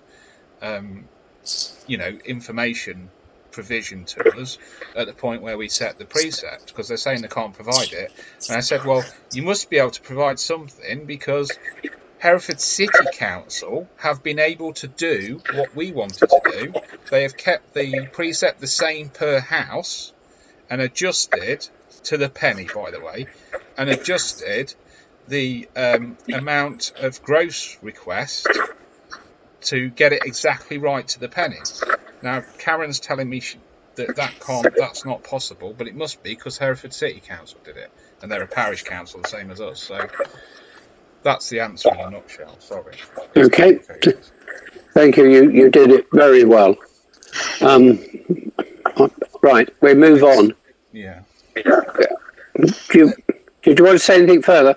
Well, we told the parish that we weren't putting the precept up, so I'm just wondering if there's something we need to put it in the CCN. Yeah.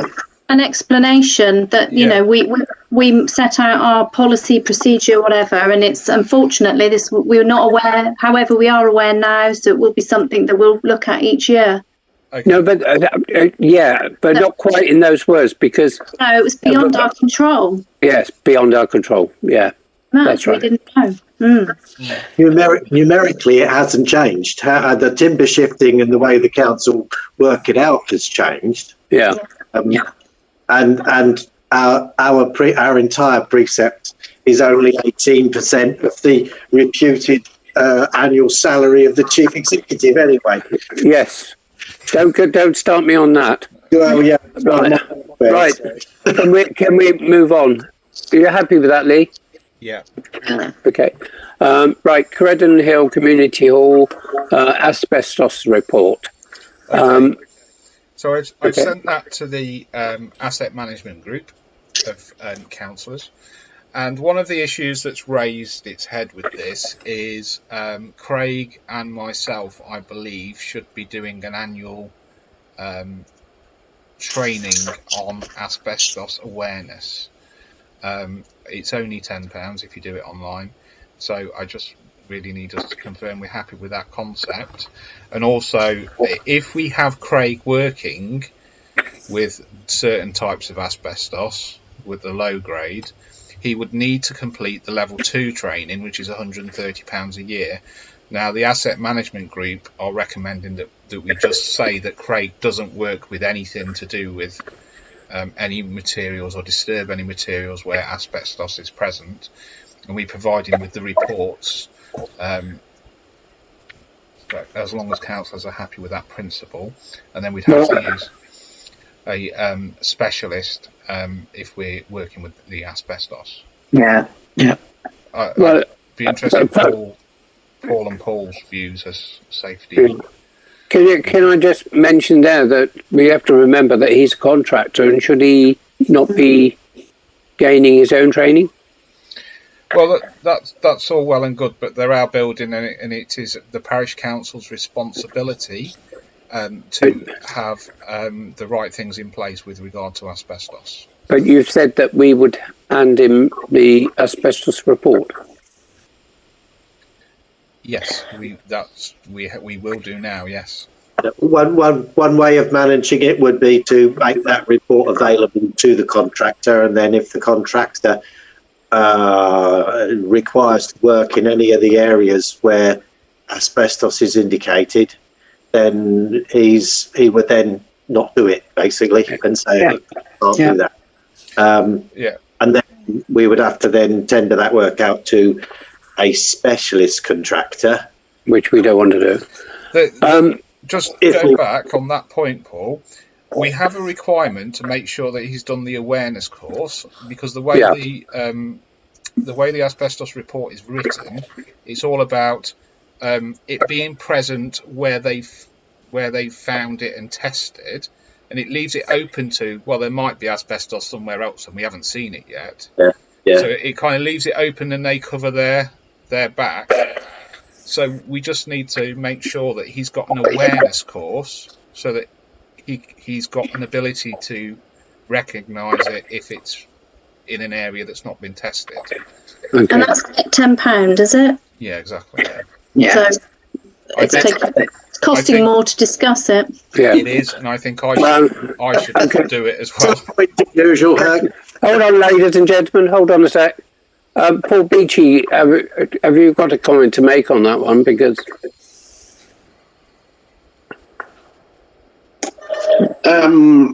no, I was thinking more in terms of. I mean, I agree. He should be aware, and I think it wouldn't be right for us just to let him into situations where he's unaware. We provide him with the information of the areas where he works, and they're generally consistent with what he does. In terms of, I think it's probably on for the cost. As Jenny just said, do you know what? Let's just get him done, and we kind of contribute towards his safety. Any further than that, I think he's got a responsibility to himself and others to be safe and stay away from that stuff.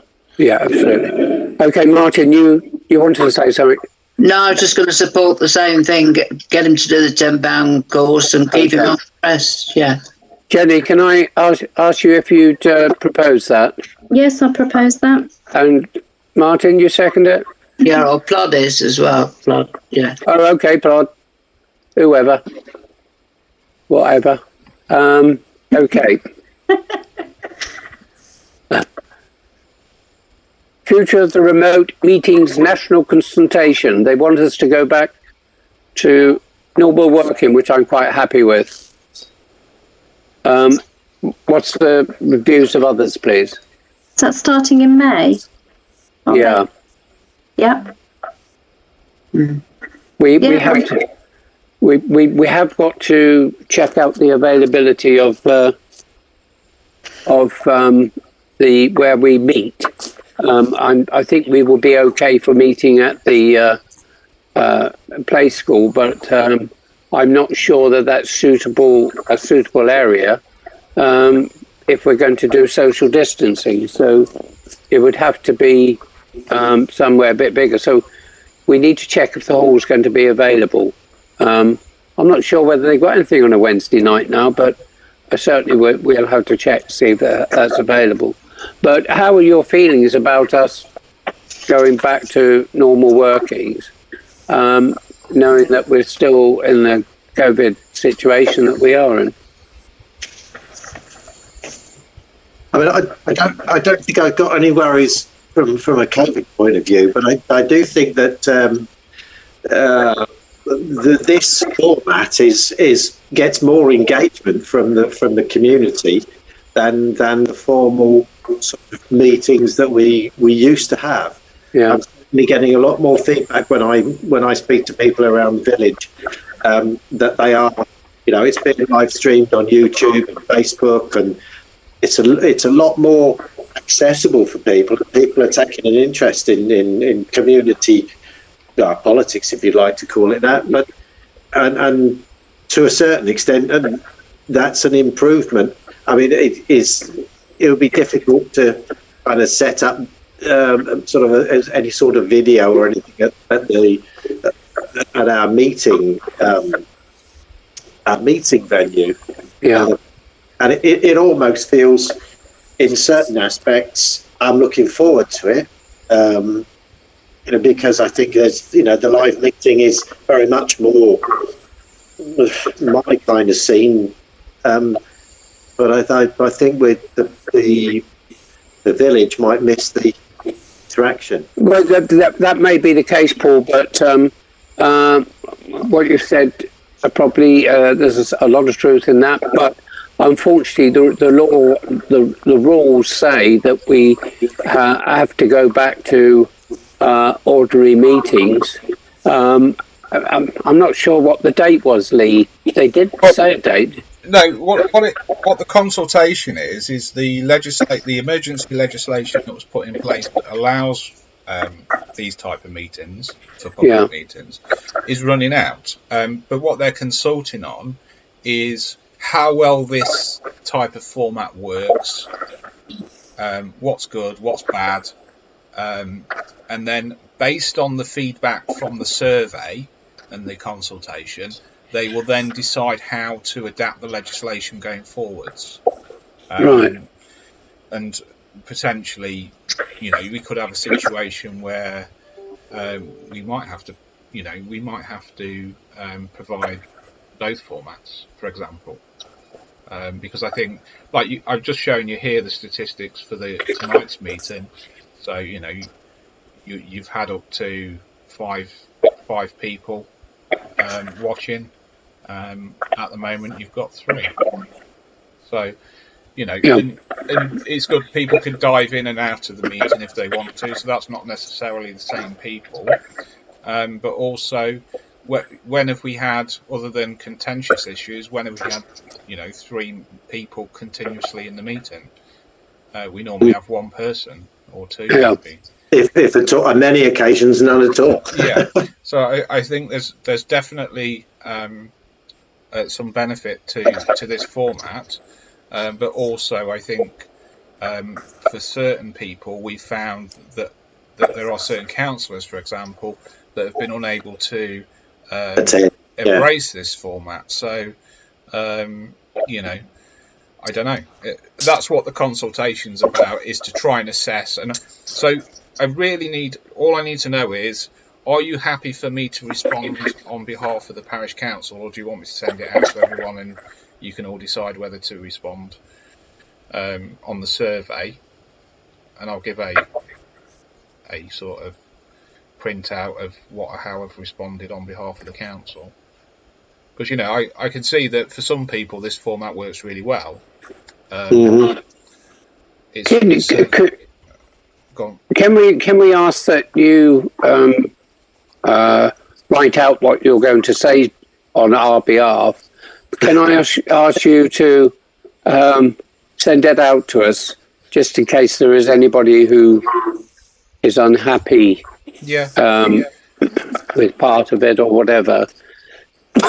And then once that... I'm confident I can answer it on all of your behalf.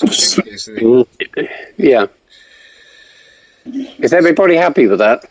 Yeah. Yeah. Yes. Okay. Next Lovely. month, Thank you. are we online or are we meeting in person? Well, I've planned it for online, but I will look into whether there's a requirement to be in person. Okay. Thank you. Terry's quite right that the legislation that was put in place is ending. Yeah. So we just need to make sure we're above board with that, obviously. Okay. Okay. If we move on to 10.5, restart for grant for Roma Park. I think Lee's already mentioned that to you. We've had an extra £8,000, so that means we've got £28,000 in the Roma Park Reserve for going forward, and then that's carried forward, and then we've got whatever we put in the budget for this year. I can't remember now. Okay. So it's a healthy fund now.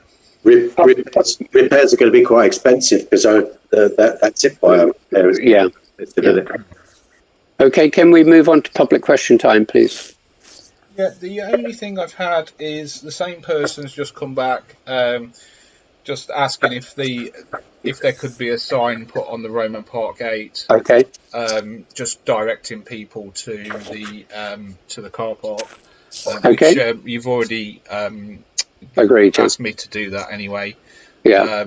But just an observation there. I mean, I go down there quite a lot.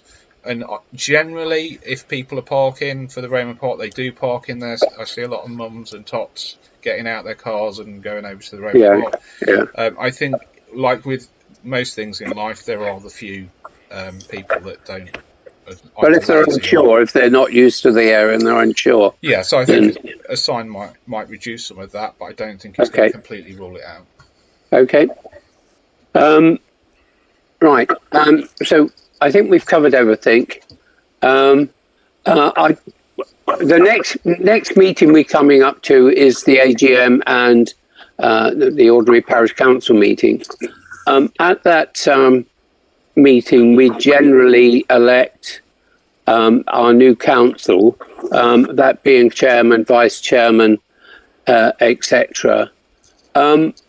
I wish the parish council to consider that they elect a new chairman, because, as you know, I haven't been too well in the past couple of years, and I do struggle at times. So if there is anybody who would like to come and have a chat with me or chat together, whatever, to find a new chairman, I would not be unhappy if a new one was elected. However, if there is nobody that comes forward, then I will do another year, but I would definitely finish next year, without a doubt. If you do decide to elect a new chairman, I should be very happy. But I will stay on as a parish councillor to be there just to help along with some of the knowledge that I have about the village and some of my knowledge about other things regarding local councils. So if you could all bear that in mind, and I would be most grateful. Thank you very much. I now pronounce the meeting closed. Just one thing that came up today is the road closure for Dovecot Lane. Okay. Sorry, I meant to mention it a little while ago. That's okay. So it's going to be closed on the 5th of May for the day, and it's near the entrance where all the bad parking occurs. So the remainder of the estate will be unavailable for the time that it's closed. I think they will be allowing some access. I've got clarification that it will be 9:30 till 2:30 during that day. So I publish it in the CCN this month, and it will be on everywhere, like Facebook and everything, because it will be people will need to prepare for that and potential bad parking on Station Road. Well, I suppose it's the only option to park on Station Road if you can't get your vehicle down to where you live. That's that, and then I just need to close the meeting publicly, and then I